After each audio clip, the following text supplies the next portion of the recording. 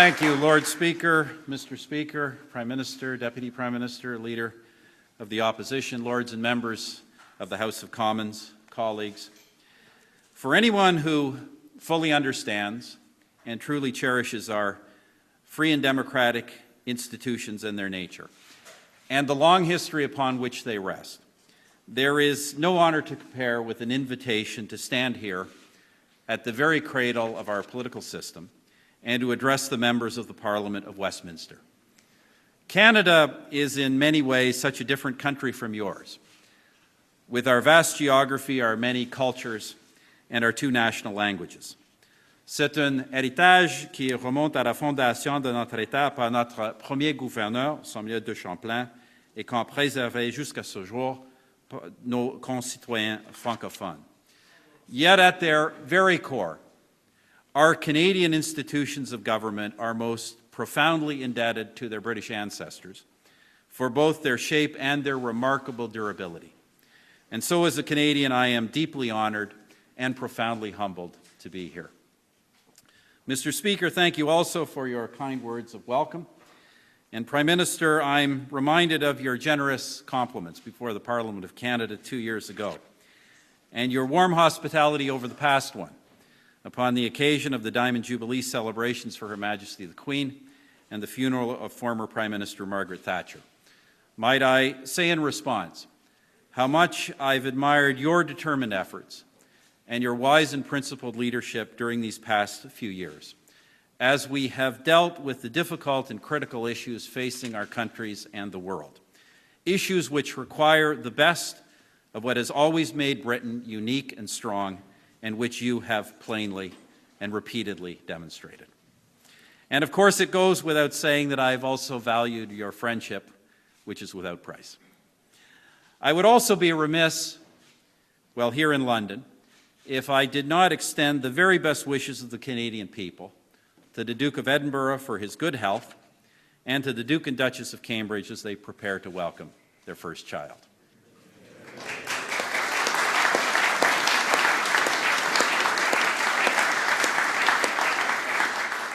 Now, ladies and gentlemen, some will tell you that I am the second Canadian Prime Minister to address the British Parliament. The truth be told, I am the third. It is true that William Lyon Mackenzie King was the only other Prime Minister of Canada to address a gathering such as this. But Andrew Bonar Law often addressed this Parliament during the 1920s in his capacity as Prime Minister of Great Britain, and he was also Canadian. Born in New Brunswick, just a few leagues removed from the place where my own ancestors settled after arriving from England in 1774. However, with due respect to Bonar Law, it is the former Prime Minister of Canada, Mackenzie King, whom I now wish to refer. In May 1944, at the invitation of Sir Winston Churchill, he addressed the members of this Parliament. A few years before that, in the darkest days of the Second World War, Churchill himself had delivered his famous "Some Chicken, Some Neck" speech to the Parliament of Canada. As the master orator that he was, Churchill had heaped fulsome and, I must say, well-deserved praise upon Canada's remarkable contribution to the war effort. Now it was King's turn. He did not disappoint. And there is much in his remarks that bears repetition nearly 70 years later. He spoke of friendship, he spoke of timeless principles, and he spoke of the power of the values that we share to call forth from us the very best parts of our character. Canada's entry into the war, he said, was not from obligation, but, quote, was the outcome of our deepest political instinct, a love of freedom, and a sense of justice. And he spoke of the fraternity of those countries that, when they look at themselves, see something of the values they inherited from Great Britain. My friends, the uncertainties and the challenges before us today are plainly different, and I dare say lesser, than those of the 1940s. True values, however, do not change, though they may be at times forgotten. Allow me, therefore, to suggest that in times of difficulty, recourse to such values and to the friends who share them is just as relevant today as it was when the fate of our civilization itself rested in the hands of greater men such as Churchill and King. Now is not the time, therefore, to doubt our values or our friends or indeed ourselves. Rather, now is the time to rediscover our values, to reaffirm their importance, and to fall back upon them. Britain and Canada may not today be the largest economies in the world, nor the biggest military powers, nor the greatest in terms of population, but I believe we share things that are more lasting. 800 years of constitutional order and evolution that has allowed us to achieve what others wish for, to choose our governments and to hold them accountable, to worship God in our own way and to live in harmony with neighbors who do so differently, and to enjoy standards of living once considered unimaginable while aiding our fellow citizens in their times of illness, unemployment, and need. These are the things to which ordinary men and women the world over aspire, many of which first arose here in the generations brought forth on this very soil. And so what we need for the new challenges of a new world is not a new set of values. It is the steadfast resolve to fully apply those time-honored principles that we already know work. Certainly, that has been the Canadian approach to the economy, which I know, Prime Minister, is the top priority for both your government and mine. For example, in Canada, we have proceeded on the conviction that we must live within our means, make sound long-term decisions, and reward hard work and those who play by the rules. We also know that all things being equal, $1 in a citizen's own pocket is more beneficial than $1 in the hands of Sir Humphrey Appleby. Yeah.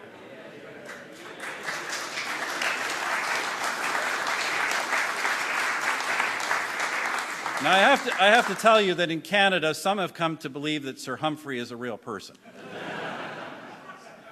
Indeed, early on, I have to tell you, a former senior Canadian public servant informed me that, yes, Prime Minister, is not a comedy, it is a documentary. So, friends, knowing these things in Canada, when times were good, we ran surpluses. And we used them not to expand the state, but to pay down debt and to lower taxes.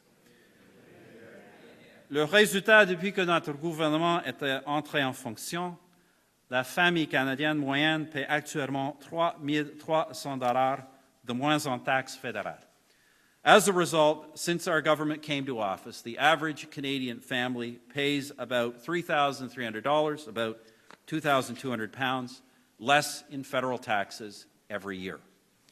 Canada now also has the lowest rate of tax on new business investment in the G7. Consequently, we are widely regarded as the best place in the world to do business, and we have the best post-recession job creation record among the major developed economies. Our values also tell us, as you have put it, Prime Minister, that you cannot borrow your way out of a debt crisis.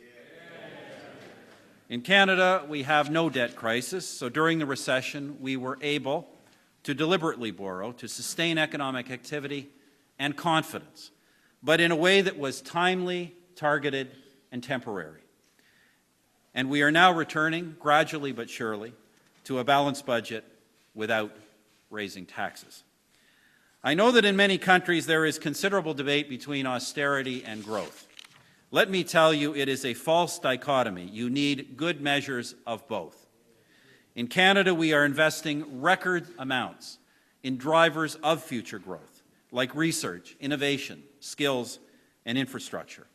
Yet we are also fiscally responsible, finding substantial reductions and efficiencies in government, and ensuring that vital social programs target those genuinely in need and will be financially sustainable for the generations to come.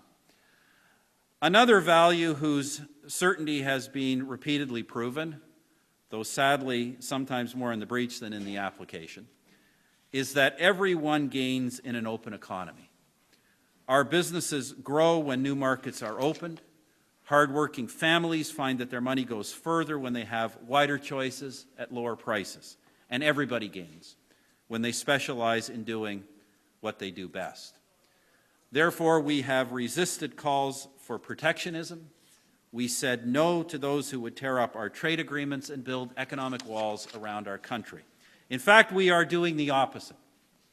We have reduced tariffs unilaterally, giving Canada the first tariff-free manufacturing sector in the G7. Liberalized trade is at the heart of our economic action plan. Since coming to office, our government has concluded trade agreements with 9 countries and has begun trade talks with more than 50 more.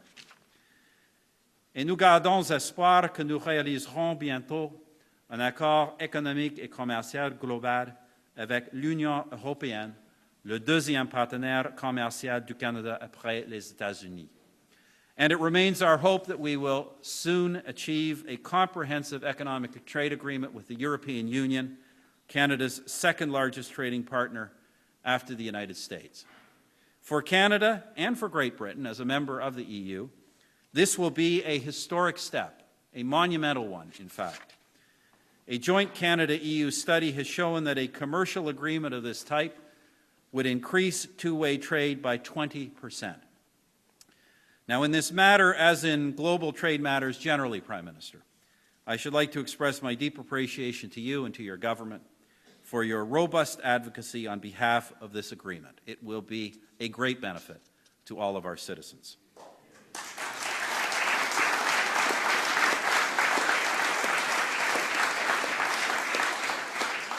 Of course, when it comes to creating jobs, growth, and long-term prosperity, friends, there is no silver bullet, only clear objectives, consistent application, and hard work. That's what we are doing in Canada. That's why the Canadian economy has created 1 million new jobs, 1 million net new jobs since the end of the recession.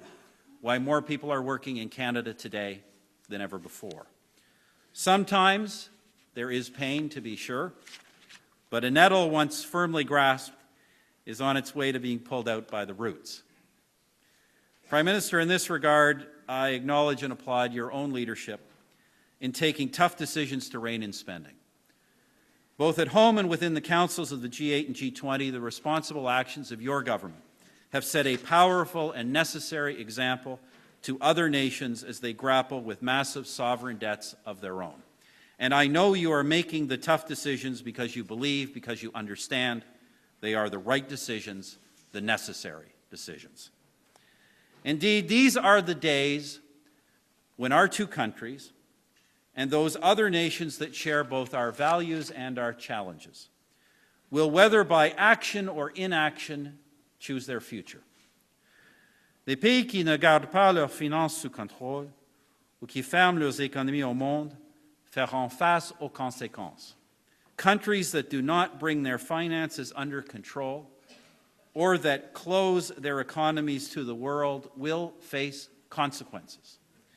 And those consequences are not only economic. In the absence of solvency, relevancy will also disappear. Nothing can lead more quickly and more completely to diminished influence in the world than the decline of economic performance and financial credibility. Should we fail to faithfully adhere to our values in economic matters, the wider values that we wish to protect for all humanity, values of freedom, democracy, and justice, of dignity, compassion, and security, those values will almost certainly be eroded. And they will be eroded, friends, at a time when they are most needed. Because for good to happen in this world, someone must speak up for these values and have the will and the capacity to act so that these values are not mere sentiments. I speak of the courage to denounce oppressors and aggressors, to counter extremist ideologies, and to confront the abominations that must not be tolerated.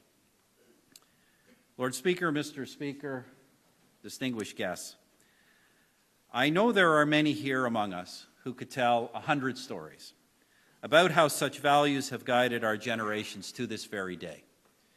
From the War of 1812 to the great conflict that brought Churchill and King together, to the dusty landscapes of Afghanistan in our own time, Britons and Canadians have pursued what is right in the world, often at great cost.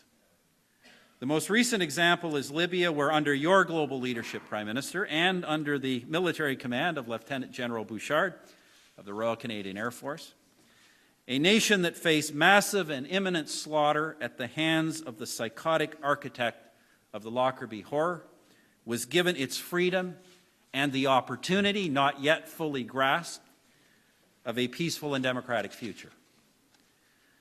We have also clung jointly to our values in the South Atlantic, supporting the right of free people living on small islands to determine their own future.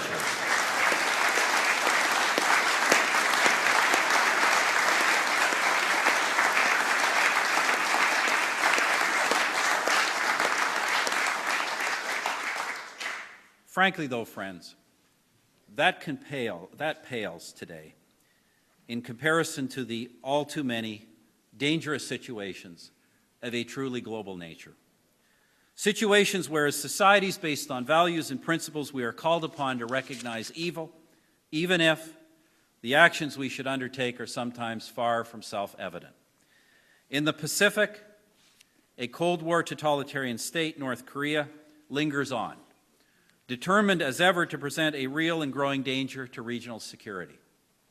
In the Middle East, its only true Western democracy endures, but Israel does so amidst unrelenting hostility to its very existence by many of its neighbors, a sorry testament to the persistent hatred of the Jewish people and the moral relativism in so much of world affairs that provides shelter to such anti-Semitism. But no such nuance can attach to the government of Iran and its determination to acquire nuclear weapons. Iran's leaders openly brag that they will eliminate Israel from the face of the earth. This is a profoundly malevolent regime that threatens us all and whose first victims are the Iranian people themselves.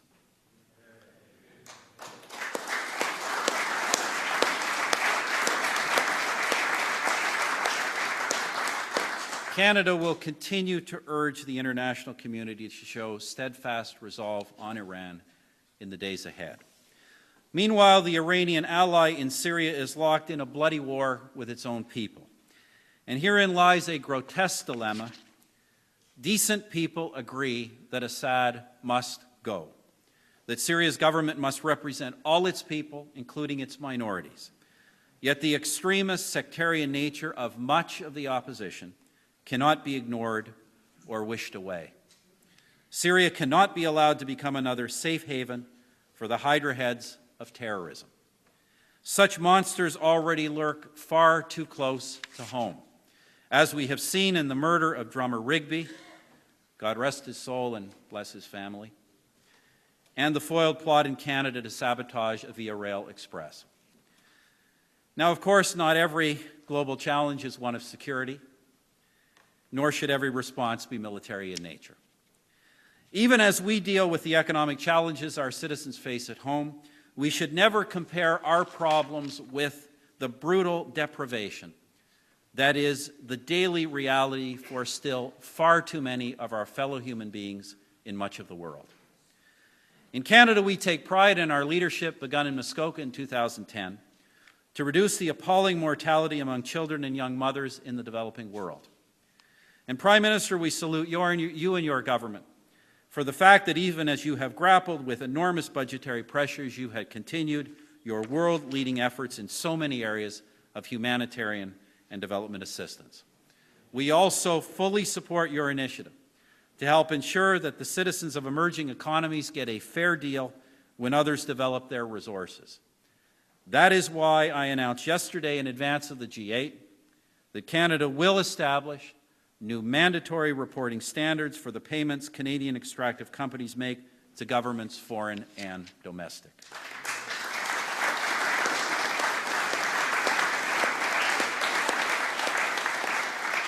We also firmly believe in the principle that widespread prosperity can only be achieved where there are stable, transparent governments, absent corruption, and fortified by a respect for human rights and a commitment to the rule of law. We value all of these objectives for the world's poorest. But make no mistake, if we wish to spread prosperity to others, we must be prosperous ourselves.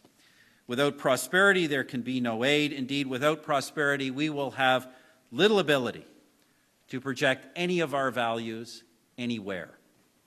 And of course, we cannot hope to effectively spread these values unless we live by them ourselves and demonstrate our own success by virtue of doing so. Lord Speaker, Mr. Speaker, distinguished guests, I believe this is the challenge we face in the West today. There are massive shifts of epic dimensions taking place in the world economy. To the extent this means that traditionally less fortunate people are beginning to enjoy prosperity and the other fruits of our values, much of this is a good thing. But there are also, as there have always been, rising powers that do not share our values and dangerous forces that seek to destroy them. We cannot, in the face of this, be at all complacent, or, as I have said elsewhere, we cannot entertain the notion, as I think some in the West do, that our wealth and influence can be assumed, that they are some kind of birthright. I know, Prime Minister, that neither of our governments think that, which is why we take the difficult decisions we do to ensure our people will remain among the most fortunate and prosperous for the generations to come. But just as we cannot be complacent about our wealth, neither can we allow our peoples in these times of tough decisions and shifting fortunes to become fatalistic. I mentioned some leaders of earlier generations, Prime Ministers Churchill and King. Certainly they would never, in the depths of war, countenance any notion of inevitable defeat. Indeed, Churchill's words against any such thinking are among the most powerful ever uttered in the English language. But perhaps the more relevant example today is that of Mrs. Thatcher, who in a time of peace refused to accept any suggestion of inevitable decline. She did so not as an expression of good cheer, but as a matter of resolve and action, and so in her time, Britain rose once more. In fact, I would say that dealing with difficult times and moving forward is what our two countries have often done together, and have done very well. And go on we shall to prosper and to lead if we are true to our values and unshakably resolved not to fail. Lord Speaker, Mr. Speaker, distinguished guests, you've all been very generous with your time, so let me just close with this. Some years after Prime Minister Mackenzie King delivered his speech here, the people of Canada sent you a gift, the handsome table gracing the floor of your House of Commons, part of an allied effort to rebuild the chamber after the damages of war. A gift, no doubt, to remind you of the defense of Britain by Canadians done from the outset, voluntarily and passionately, not simply out of the value of friendship, but also because of the friendship of values. I ask that if you happen to find yourselves looking at that table, think of us in Canada. Perhaps not your most powerful friends, but your truest and most reliable. And know that as we tackle the great challenges of this and future eras, we shall face them together always, and we will succeed. Merci beaucoup.